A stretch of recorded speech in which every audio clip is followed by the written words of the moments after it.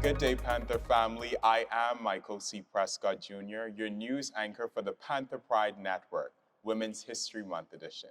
I'm pleased to be joined with Dr. Cynthia A Bond Hopson, Interim President and CEO of Philander Smith University. Dr. Bond Hopson, how are you doing today? I'm wonderful in every way. And That's I'm happy great. to be here with you, Mr. Michael C. Prescott Jr. Yes, ma'am. It's always a pleasure to be sitting with greatness. Oh, you're good, son. You're real. So I want to dive straight into these questions because these are burning questions that not only we have, Burning questions. of course, Okay. for the lady herself. Okay. Can you share with us your journey from being a trustee and assuming the position of interim president? Well, it was a pretty short journey. I have been on this board for 18 years by virtue of my work with the United Methodist Church's Black College Fund. And so I was familiar with Philander, and I think I understood its hopes and dreams, but I don't think I fully understood until I became interim president. And I think what I do most days is a combination of being a trustee and being an interim president and trying to make sure that I'm balanced on both ends. Yes, ma'am. That's good. That's good. So going back to your academic background, we want to know how has your history in mass communications and journalism, along with your extensive list of professional experience, prepared you for your current leadership role as interim president? I think every experience I've had along the way has prepared me for this work. And I didn't see the journey unfolding in this way, but it's like a puzzle for me, and every piece has kind of helped me complete the picture. I started as um, a radio person, and then I went to academia, and then I evolved into a bureaucrat, and then um, an interim president. So it's been a wonderful journey, one that if somebody had asked me to map it out, I couldn't have done so. I I don't think I had a plan as to where I planned to be. I think I just kind of listened to what God said and ended up in this place. But I do believe that I have been ordained. I think the Lord created me just for this journey to get me from there to here. I do a podcast that's called Three Stores, Two Cotton Gins, and One Remarkable Life. Yes, The ma'am. journey from there to here, and my journey from um, growing up on a farm to doing all kinds of interesting work like being a welder. And anyway, it's been a long journey, but everything has just kind of fallen into place and built this place that I think what I want to call it is not so much conquered, but this place that I have found myself and enjoy. So. Yes, ma'am. That reminds me of something my grandmother always say, let go and let God. Just remove yourself and then let him have his way with you. Well, I said to the Lord, show me what you want me to do, Yes. and I will be happy to do that. Yes, ma'am. And I don't know that I really understood what that meant, but I found myself in places that I never would have dreamt of, but because God opened the door, it made it possible. Yes, ma'am. So going into your writing background, because you have background in numerous areas, even welding. So Yes. as a best-selling author, what inspired you to write, and how do you see writing intersecting with your leadership and advocacy?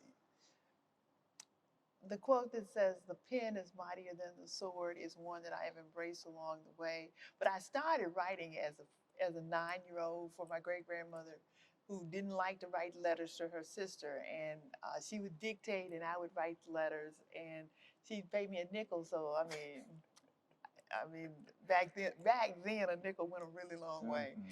But I love the power of words. And I like to think that I have found my voice and I know what I want to say. And I'm always very careful, though, because words are very powerful. They are. And so you want to make sure that what you said is what you meant.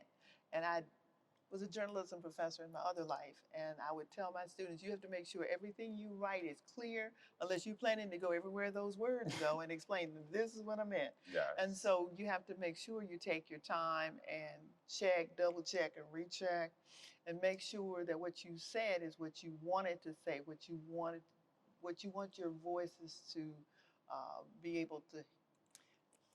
Let's see how I want to put it.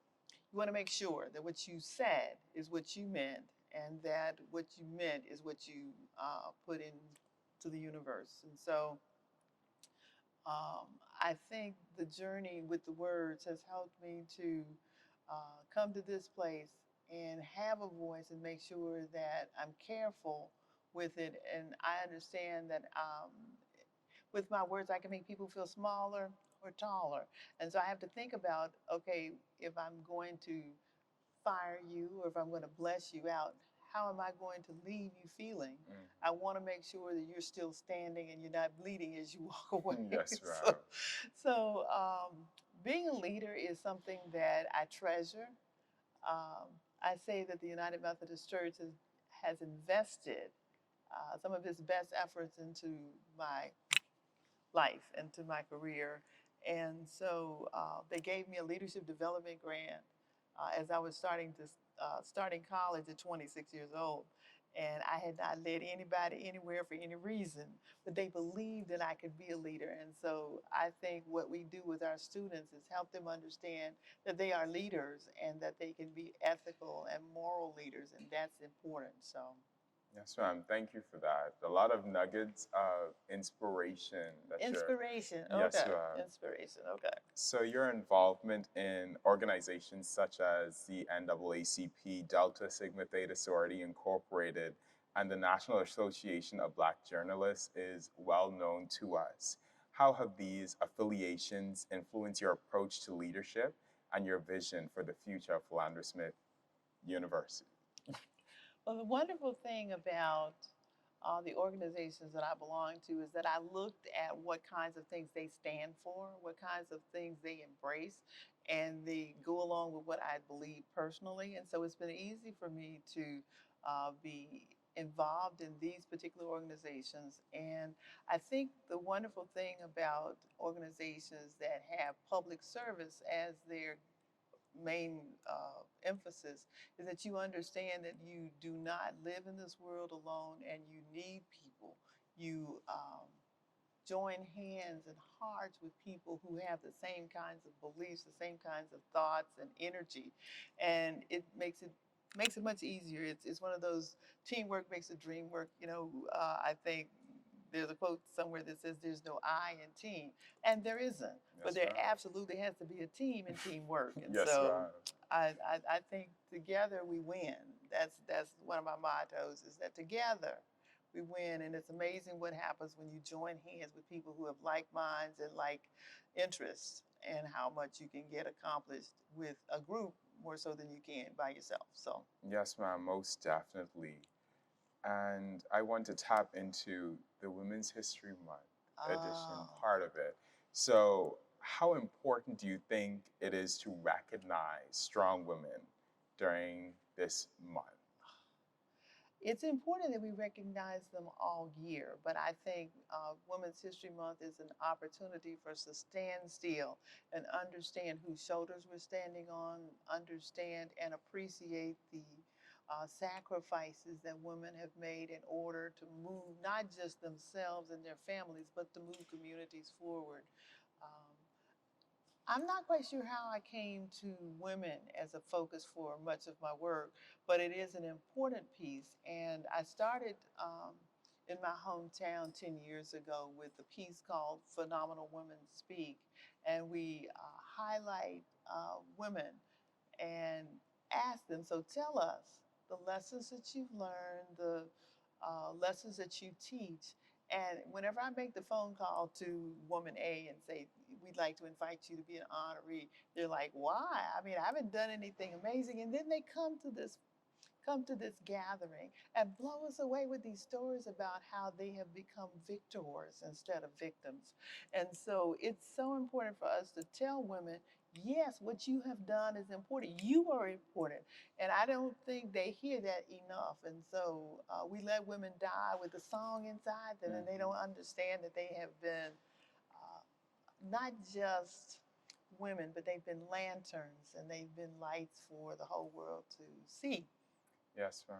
That's definitely impactful because sometimes the world takes for granted the strength of a woman. Yeah, So it's really paying homage to those women and absolutely. even reaching out within the community and saying thank you. Just thank you.